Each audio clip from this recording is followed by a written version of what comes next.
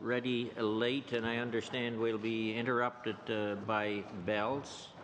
So we're here doing the continuing our study on the Budget Implementation Act, Bill C-74, and with us to give their comments on Part 3 of the Act, amendments to the Excise Act, cannabis taxation. Is Mr. Colomby, who is the Director, Sales Tax Division, and Mr. Marcel, who's the Director General, Sales Tax Division, and Mr. Badley, Policy Analyst. So the floor is yours, Mr. Columbine. Merci, Monsieur le Président. Thank you, Mr. Chairman. 68 to 119 implements a new federal excise duty framework for cannabis products, a measure that was proposed in the February 27, 2018 budget and detailed in the supplementary information on tax measures on page 40. The proposal builds upon the framework that was released for consultation by the government in November of last year and reflects the revenue sharing agreement that was agreed to in principle at the Finance Ministers meeting in December of last year as well. Le droit qui sera instauré dans le cadre The excise duties will apply generally to all products being sold legally, which will include, at the beginning of legalization, fresh and dried cannabis, oil, seeds, and seedlings. Cultivators, producers, and manufacturers will need to have a license, and they'll obtain that from the CRA, and they will pay their duties. Licensed producers, the so-called cannabis licensees, at the higher of a flat rate applied on the quantity of cannabis contained in a final product and a percentage of the dutiable amount of the product as sold by the producer. The dutiable amount generally represents the portion of the producer's sales price that does not include the cannabis duties under the Excise Act 2001. Le cadre proposé du droit d'accise s'appliquera. The flat rate duty will be imposed in the following way. There will be a flat rate duty which will be imposed on the quantity of cannabis flowering and non-flowering material, generally referred to as flower and trim, respectively, as well as on cannabis seeds and seedlings in the case of home cultivation. The flat rate duty will be imposed on a $1 per gram basis or $1 per seed or seedling basis in the case of seeds or seedlings. A lower rate per gram will apply to trim as compared to flower. A product will be considered to be packaged by a cannabis licensee when it is put in a container intended for sale to a final consumer at the retail level. Product by the cannabis licensee that packaged it to a purchaser, for instance, a provincially authorized distributor, an ad valorem rate will also be imposed on the dutiable amount of the transaction. Cannabis licensees selling to purchasers will be liable to pay duty at the higher of the flat rate, the $1 per gram, or the ad valorem rate on the product, the 10% I just mentioned. The applicable duty will only become payable at the time of delivery to a purchaser. The cannabis licensee who packaged the cannabis product for final retail sale will be liable to pay the applicable excise duty. Tous les titulaires de cannabis qui sortiront. All cannabis products that will be removed from the premises of a cannabis licensee to enter into the Canadian market for retail sale will be required to have an excise stamp.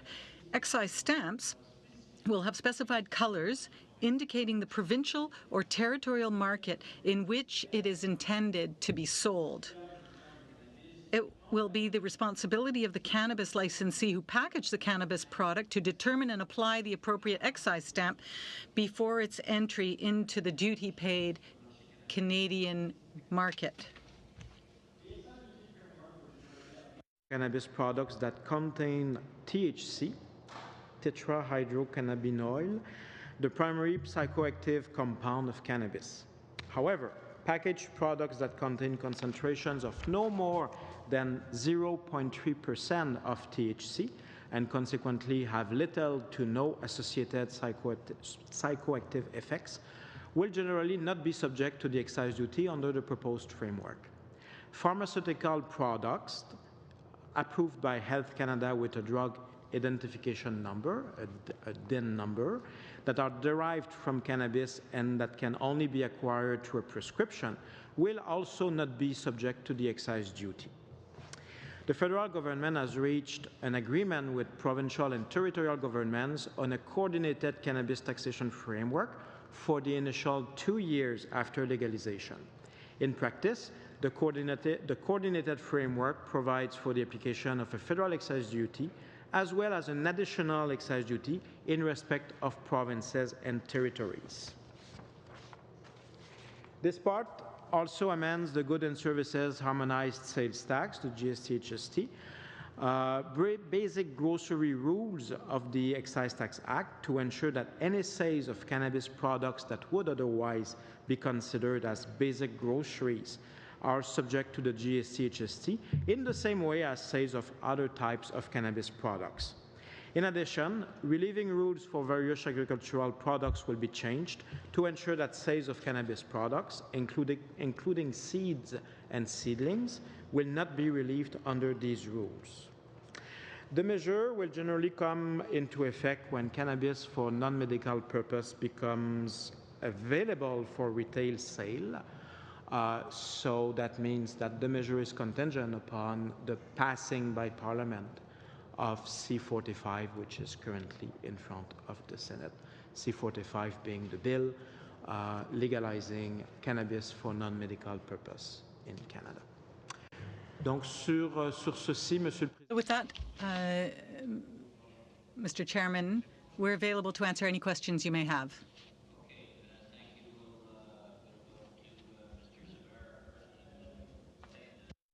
Mr. Julian. Merci beaucoup, Monsieur le Président. Thank you, Mr. Chairman. And welcome back. We're happy to see you in the chair. Now, I believe our guests are able to make remarks on Part 3 and Part 5. So what I'm wondering is if they could make their remarks now on Part 5, because things may be upset or disturbed, actually interrupted through the meeting. So at least we could get the information that we need as a Finance Committee, and then afterwards we could make any comments or ask questions. Down this road a few times, what I do find works best if we deal with one section at a time.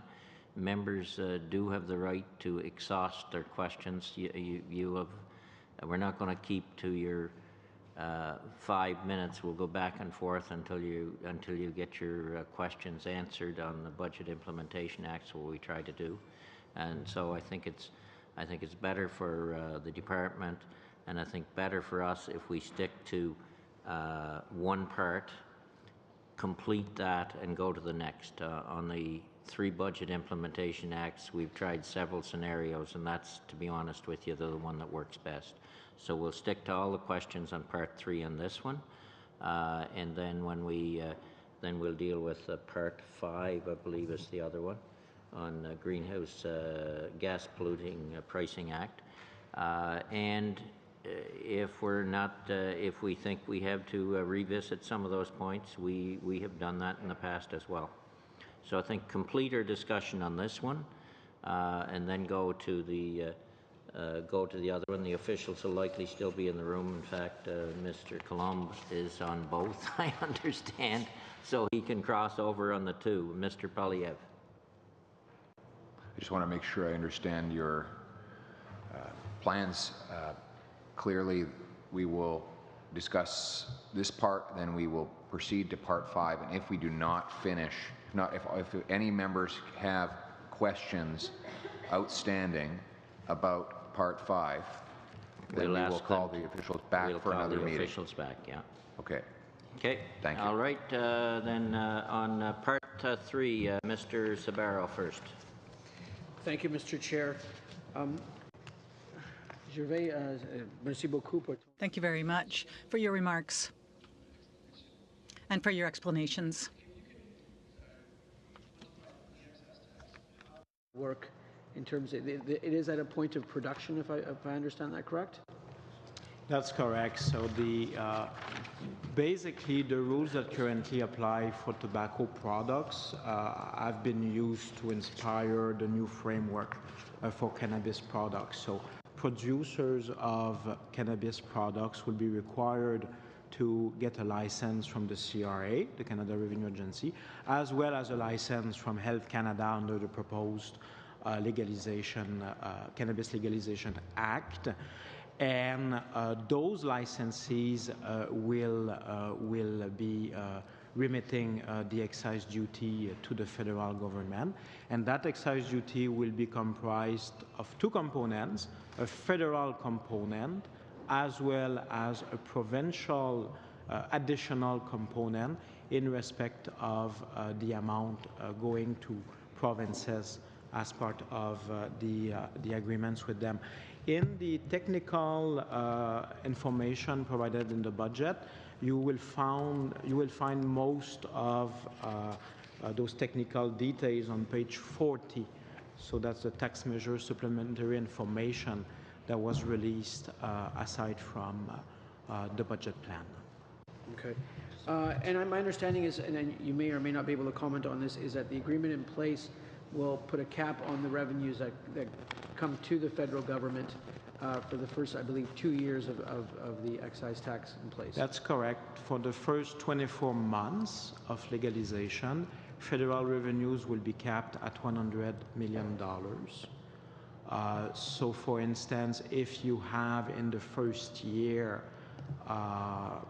let's say, 9 months of coverage, assuming a July 1st implementation date, we would be capped at $300 million federally, and 75 million federally, and any additional revenues from the 25-75 split will be provided to provincial and territorial partners.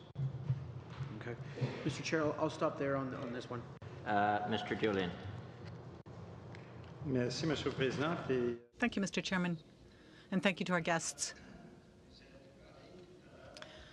Earlier, you referred to the excise stamps that will be applied to cannabis products. Do they also apply to cannabis for recreational use and for cannabis for medicinal purposes? Excise stamps will have to be applied to all cannabis products that are subject to excise duties, whether those products be for medical purposes or for non-medicinal purposes.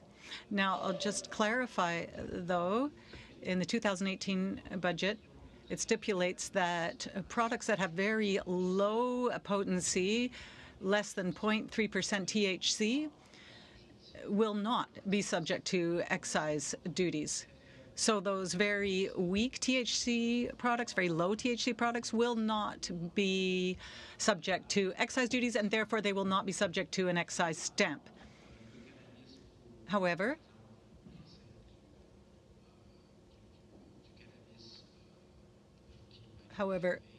cannabis that will be smoked or used for recreational purposes is subject to the 2001 excise duties, and they will have to be packaged according to regulations, and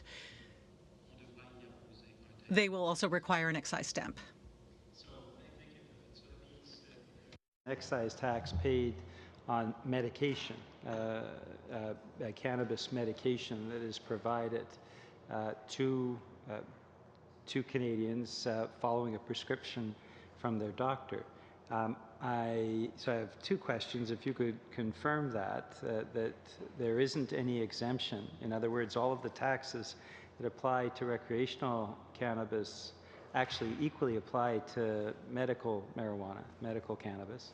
And then secondly, the Finance Ministry regularly does models, I am sure you have some idea of what the projected percentage of marijuana that is used for medicinal purposes on prescription would be. So what would be the cost if there was an exemption put into place for medical marijuana?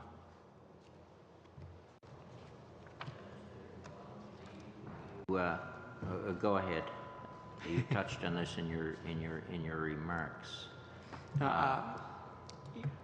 In respect of your first question, and again, the exemptions that are put in place in respect of the excise duties for the moment are in respect of low THC products.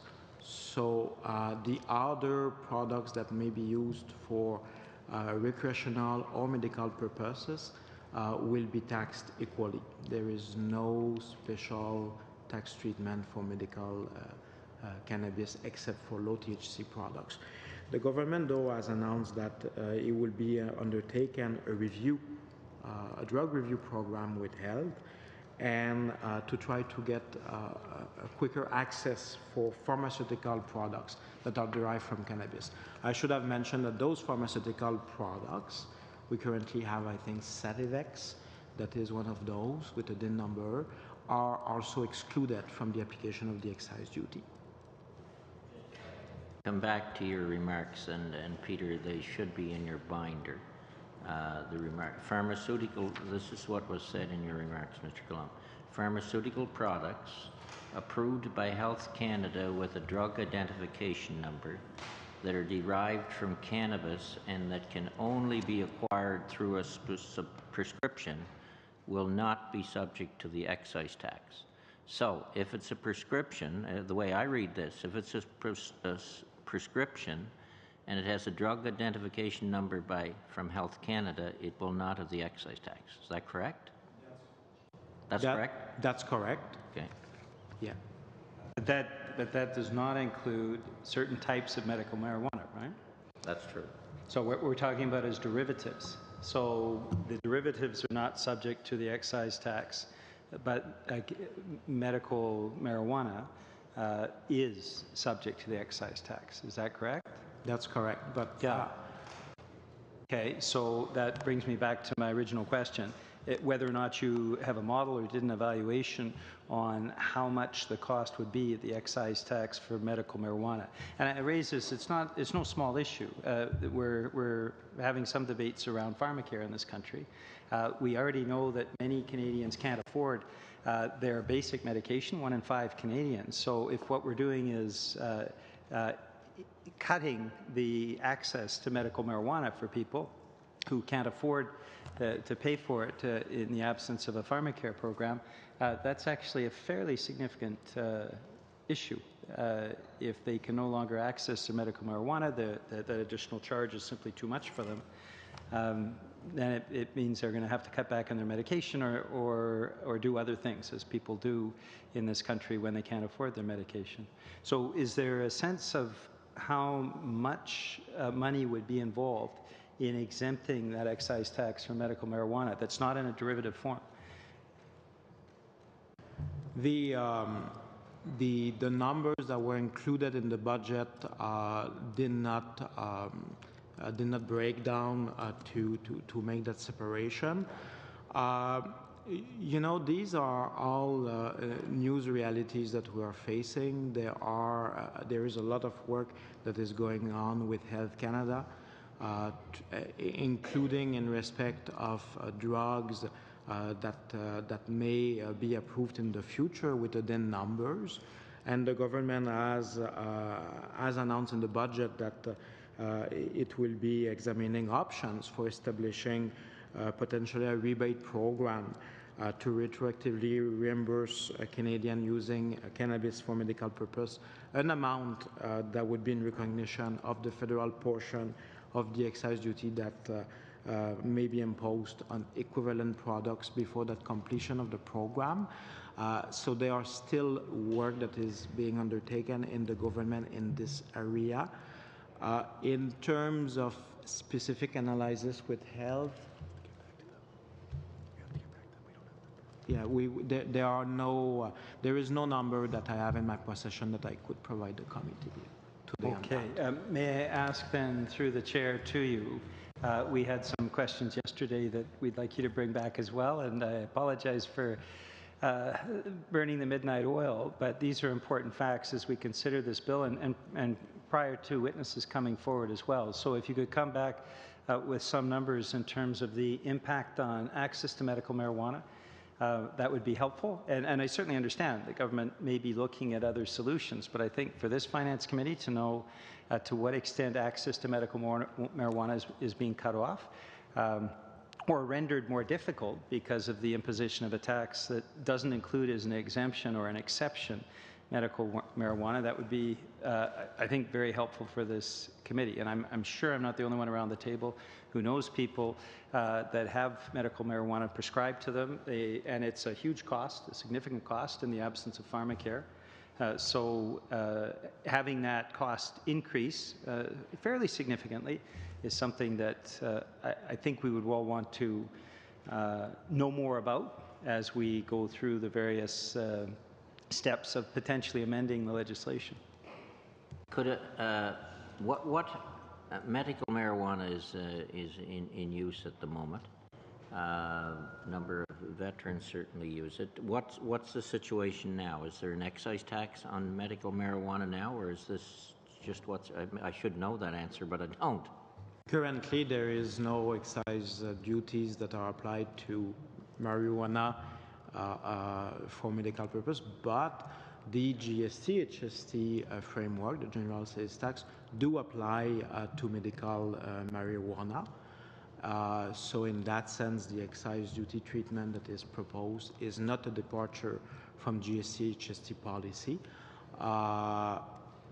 And again, the DIN number test, so products that are only used for medical purpose upon prescriptions, will not be subject to the excise duty.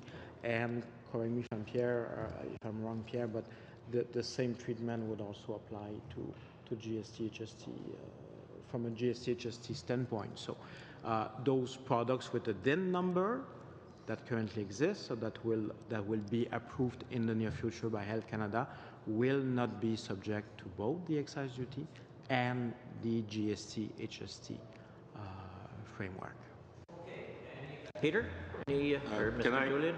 Well, provided we can come back to you, Mr. Fergus.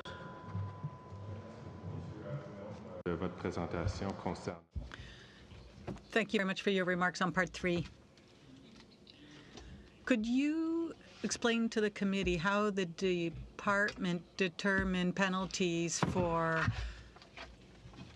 infractions when it comes to licenses or excise stamps on cannabis and other offenses? Could you just give us a little bit of background? Yes, of course. First, I just have to point out that it's very technical. Essentially, we have various standards elsewhere in law. And for example, penalties will be imposed when duties aren't paid adequately, and we use the standards that already exist for tobacco excise duties.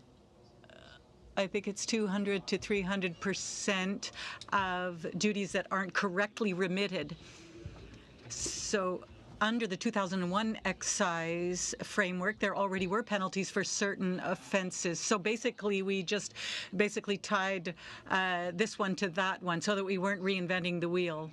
So the 2001 Excise Act will have a new part added to it for cannabis, and will also make subsequent amendments to the parts of that Excise Act that deals with offences and penalties when where you find production of tobacco, alcohol, wine, etc. Well, that leads me to my second question. So I understand the comparison. So basically, the penalties will be 2 or 3 times higher. Did I understand that correctly? Compared to no, the standards are pretty much comparable. No, but you said 200 to 300% earlier on. Here's my other question. We're talking about the Canadian context, but were any comparative studies done regarding other jurisdictions, for example, Colorado and the United States, in terms of penalties and offenses? Would you say they're 2 to 3 times higher than for the same offenses compared to the same offenses in other jurisdictions? Comparative studies were done for the purposes of making sure that the tax measures did not result in unduly high tax levels and therefore would end up actually contradicting any objectives that the government had set in terms of illegal markets. So we wanted a solid legal market to protect young people and to ensure that cannabis profits didn't end up in the hands of criminals. Now, in terms of parameters for offenses, I'm sure there are studies that have been done over the past several years. There are analyses as well, but in terms of excise duties on production, we mainly use the existing parameters for tobacco and alcohol in Canada. Thank you very much. Before I come to Peter, Mr. Julian, you ready again? Get more questions? I will when we get the information back. So, Mr. Chair, I'm a little bit in your hands. We need that information back, and yes, I think I would. So, as I understand your question, just so we're clear, you're basically asking what would the excise tax be from recreational marijuana, and what would be the excise tax estimated roughly excise tax from medical marijuana that doesn't have a PIN? So the non-derivative medical marijuana, what the overall increase in cost will be with these budgetary measures, and secondly, what the in terms of the model, what the government intends to raise from the excise tax on medical marijuana, because I think that's valuable information for us to have prior to our witnesses, but also prior to the amendments that we'll have to consider to this budget bill. Okay, thank you. Then hearing no further questions for part 3, we'll ask we got agreement to stay here till about 10 minutes before the vote. We okay with that? Okay. Then the witnesses for part 5, if they could come forward, and we'll start that. See where we end up. We may have some time after the vote, and if not, we'll have to call you back.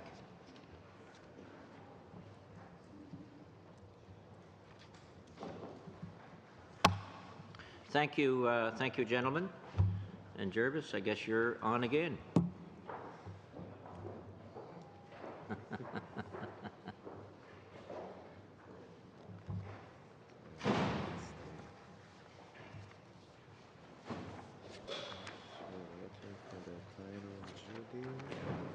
Judy Meltzer, and Jervis Twan.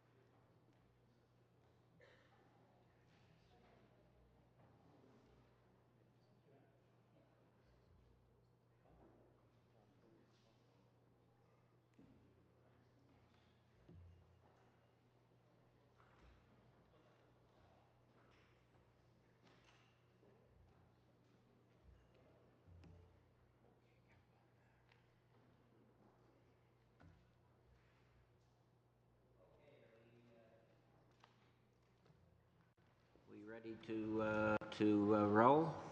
We must have Mr. Colomb again, Mr. Turner, who is tax policy analyst, Mr. Mercel, who's Director General Sales Tax Division, Mr. Jaguar, your title's here somewhere, Manager Legislative Policy, and Ms. Meltzer, who is Director General Carbon Pricing Bureau. I think we've got you all. Floor is yours. I'm not sure who is going to open it up and make the presentation, but we'll hear the presentation and see how long we have. Welcome. Thank you. Thank you very much, Chair and members of the committee. We're very pleased to be here today to participate in this review. As you noted, I'm joined by colleagues from Finance Canada as well as from our legislative governance team at Environment Climate Change Canada. I'm just going to begin with a very brief contextual overview of the pan-Canadian approach to pricing carbon pollution, and I'll turn to my Finance Canada colleague to discuss Part 1 of the Act, in a bit more further detail, the fuel charge component. And after that, Philippe Giguère will discuss Part 2 of the Act, which is the output-based pricing system for large industrial emitters. La tarification du carbone. Carbon pollution pricing has been largely acknowledged as being the lowest cost option for stimulating innovation and growth while lowering costs for consumers. Carbon pricing sends a clear signal to the market and is an incentive to reduce consumption of energy thanks to energy-saving measures and energy efficiency measures.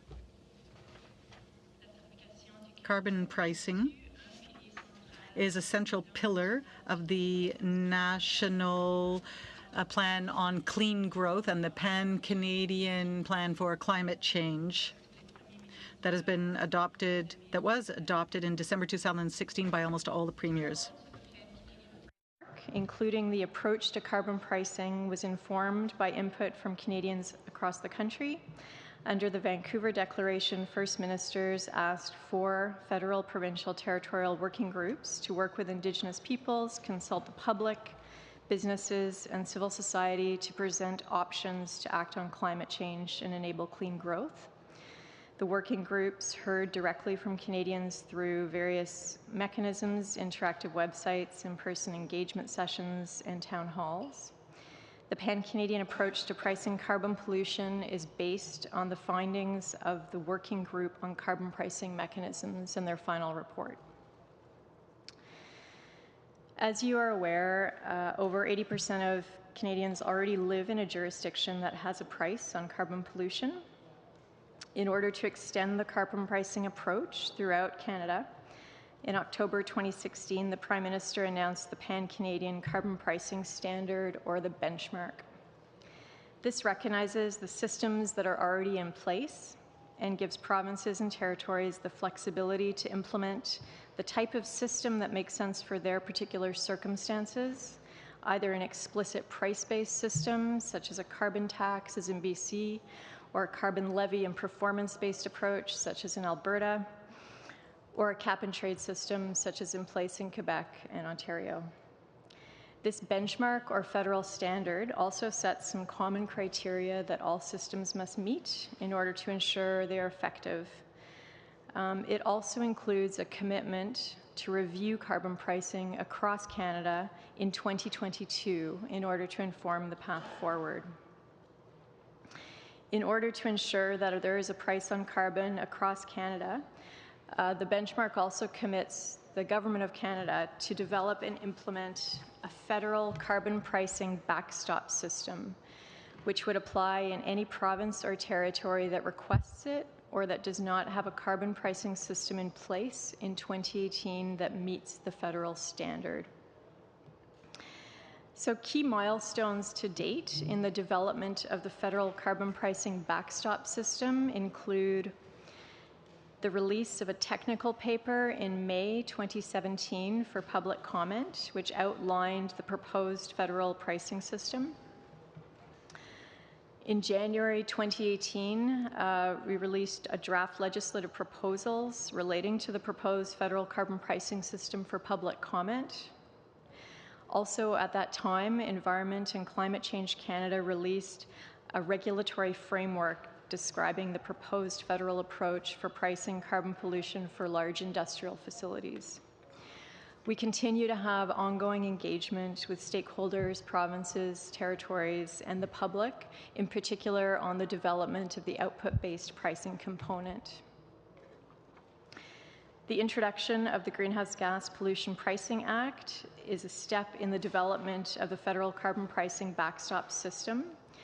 The key purpose of the Act is to help reduce greenhouse gas emissions by ensuring that a carbon price applies broadly throughout Canada with increasing stringency over time. It provides the legal framework for the federal backstop system, which consists, as you know, of two elements. The first is a charge on fossil fuels, generally payable by fuel producers and distributors. And the second component is a performance-based system for industrial facilities, which is called the output-based pricing system. And this is the approach that will create a price signal for large industrial emitters, but also ensure that competitiveness and carbon leakage risks are minimized. The federal carbon pricing backstop system will only apply, as mentioned, in provinces or territories that request it or that do not have a system in place that aligns with the benchmark. As you're likely aware, this past December, Ministers of Finance and Environment wrote to their provincial and territorial counterparts outlining the timelines for understanding and hearing about the provincial and territorial plans. So there is a deadline of September 1st, 2018 for provinces and territories to indicate what their plans are. For those jurisdictions that plan to maintain or establish their own carbon pricing systems, there will be a requirement that they indicate how their systems align with the benchmark. This assessment against the benchmark criteria will occur after that, and the backstop system would apply on January 1st of 2019, starting at $20 a ton, in any jurisdiction that either requests it or that does not have a system in place that meets the benchmark. This assessment against the benchmark will occur on an annual basis. Where the federal carbon pricing system applies, the Government of Canada will return all direct revenue from the carbon price to the jurisdiction of origin.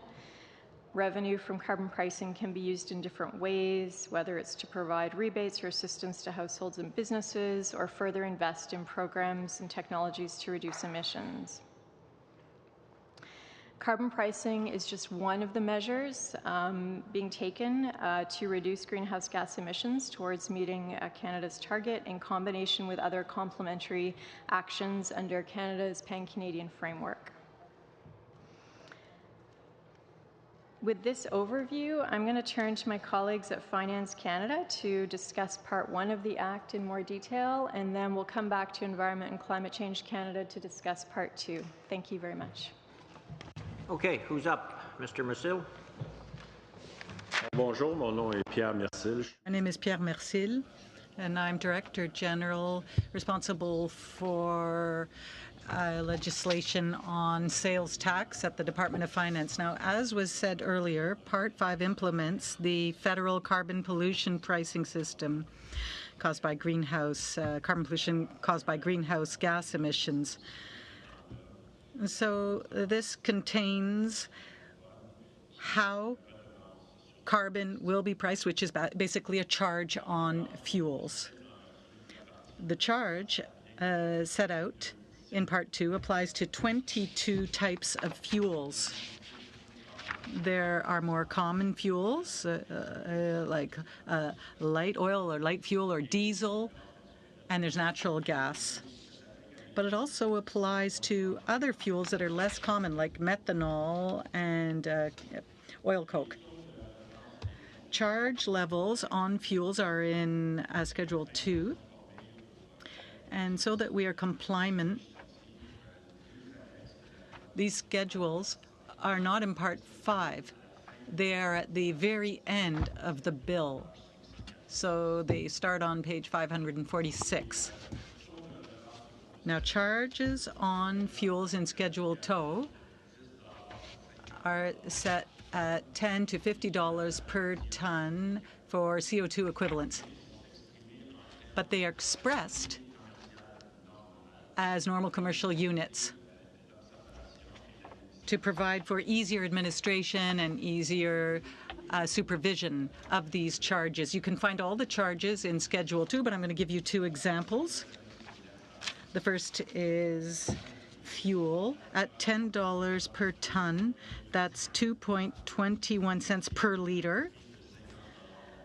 And $50 per ton represents a price of $11.05 per liter. There's also a natural gas example that I'll give you at $10 per ton. That's 1.96 cents per cubic meter. And at $50 per ton in 2022, that's $9.79 per cubic meter of natural gas. So we're talking about marketable natural gas used for heating, in-home heating. Greenhouse Gas Pollution Pricing Act. So from now on, because it's very long, I will refer to it by its acronym, like the GGPPA, in my remarks in English. Part 1 of the GGPPA provides that a charge applied to fuels that are produced, delivered, or used in a listed province, brought in a listed province from another place in Canada, or imported in Canada at a place in a listed province. A listed province is a province, territory, or area that is listed on Part 1 of Schedule 1 to the GGPPA. Currently, that schedule is empty. Province will be listed in Part 1 of Schedule 1 if they request that the federal carbon pricing regime apply in their jurisdiction, or if they do not have a carbon pricing system in place in 2018 aligned with the national benchmark to pricing carbon pollution. Under Part 1 of the GGPPA, the Governor and Council is provided with the authority to add province, territory, or area to Part 1 of Schedule 1, which would result in the application of the fuel charge in that province, territory, or area. Generally, in the most typical case, the fuel charge is paid by fuel distributors that are registered for the purpose of Part 1 of the GGPPA. This is registered with the Canada Revenue Agency. Registered distributor are most commonly fuel producers or persons that distribute fuels at the wholesale level. So typically, these distributors will be a large corporation. So a registered distributor is responsible for paying the charge in respect of the fuel that it delivered to another person, and also in respect of fuel that they may use themselves. Part 1 provides for specific circumstances in which no charge is applicable to certain fuels that are delivered to certain person if an exemption certificate is provided. In these cases, when a registered distributor delivers fuel of a certain type to certain types of person, the registered distributors do not have to pay the fuel charge in respect of that delivery of fuel. Therefore, the fuel charge is not embedded in the selling price of the distributor.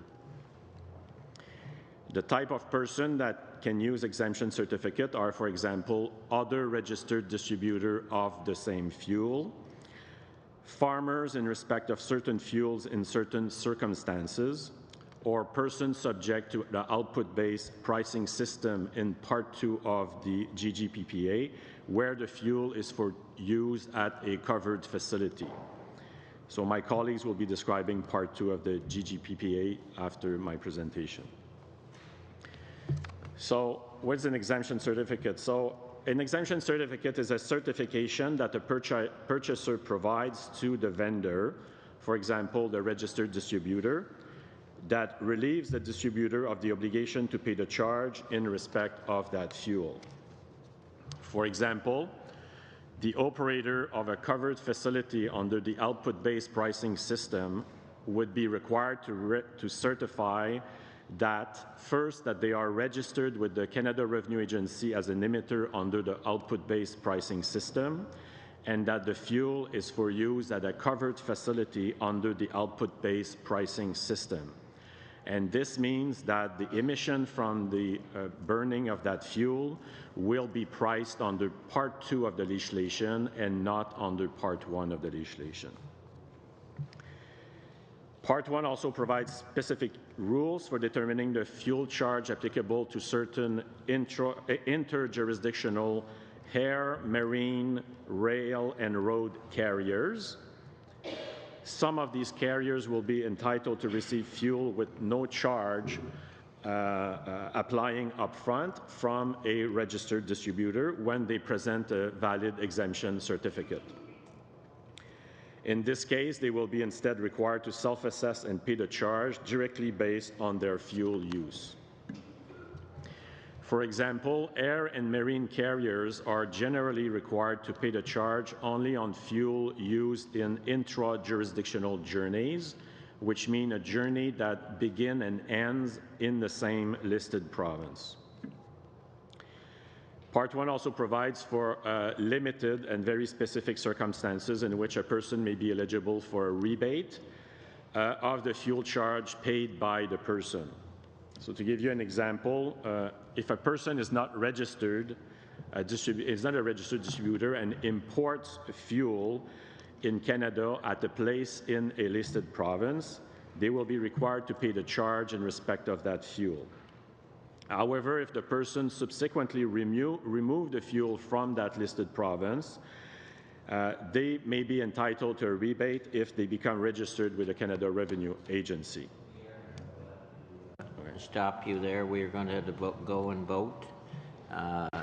We do have after the vote, we do have a hard stop at 5:30 today because another committee has this room occupied. So we'll come back and see if we can at least finish the presentation. But I think you can figure on coming back before the committee. This is complicated. We will suspend until the vote is over.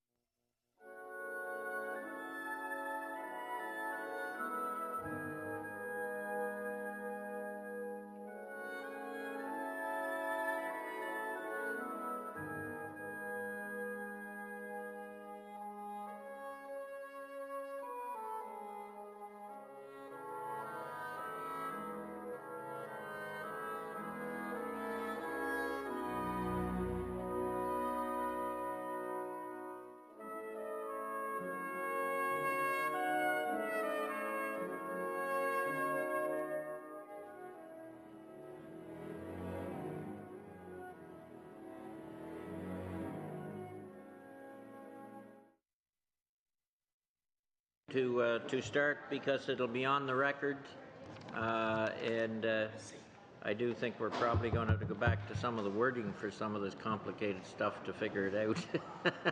Go ahead, floor is yours. OK, merci beaucoup. Alors, je vais... Thank you. So I'm going to continue with my remarks. Under Part 1 of the Act, there will be duties to register for people who take part in certain activities involving fuel and fuel charges. For example, a person who produces a fuel in a listed province must register as a distributor. A person who operates a distribution network for marketable natural gas in a listed province must also register as a distributor. Charges on fuels under Part 1 of the Act will be administered by the Canada Revenue Agency. Under Part 1, there are administrative provisions, which include reporting periods, filing requirements, and obligations to pay the charge to the Receiver General. Under Part 1, there are also enforcement provisions to enforce provisions under Part 1 involving penalties and offences and collection provisions.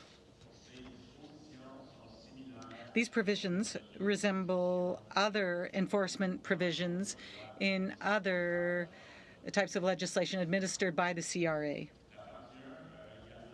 Part 1 also gives the minister the authority to distribute the revenue to provinces, territories, or zones. And that net amount must be set for a specific time period. So it also provides for any amounts that would be deducted from those charges. Part 1 also provides all the rules for the orderly operation of charges, but it allows the government to adjust charge rules depending on issues that may be raised by stakeholders or the CRA. And the Governor and Council has the authority to set rates that are applicable to fuels or make changes. Part 1 also provides the Governor and Council the authority to set rates of the charges set out in Schedule 2, which includes also calendar years subsequent to 2002. I'm now going to give the floor to my colleague, Mr. Giguère, who will provide you with a description of Part 2. Thank you. À l'instar de mon collègue, M. Mercil, je vais... So I am also going to give you an overview of Part 2 that sets out the regime for pricing, output-based pricing, and pricing greenhouse gas emissions from industrial facilities. Part 2, for your information, is sections 169 to 261. So the purpose is to minimize the possibility of leaks of carbons while sending out a signal for pricing to industries that they need to reduce their greenhouse gas emissions. Part 2 is largely enabling in nature. It sets authority and obligations under the pricing system based on output. But most of the specifics will be found in regulations. I draw your attention to Section 92 rather. There are regulations that will have to be applied and become operational, and those regulations will be in Part 2 and Schedule 1. The government has already started consultations on the implementation framework for output-based pricing. And if the bill is given royal assent, then the regulations will be drafted. The output-based pricing system will apply only to those facilities that meet the following criteria. First, those facilities have to be located in a province or a territory where federal regulations apply. Second, they have to emit emissions below a certain threshold that is set out in regulations. They must be responsible for carrying out activities that are also specified in the regulations. These regulated facilities are designated as listed facilities in the legislation.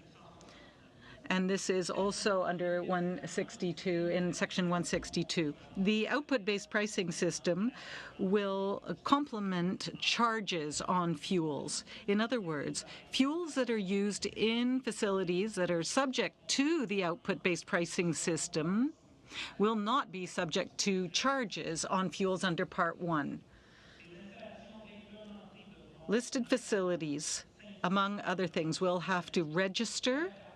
They will have to report on their greenhouse gas emissions, and they will have to assess their performance, emissions performance, compared to the limits that have been set. The annual limit of emissions for a listed facility will be based on intensity standards, emissions intensity standards for the specific activity of those facilities, and those standards will be defined in the regulations. There will be intensity standards that will be published in the fall 2018, and the department has begun engaging the various stakeholders on this.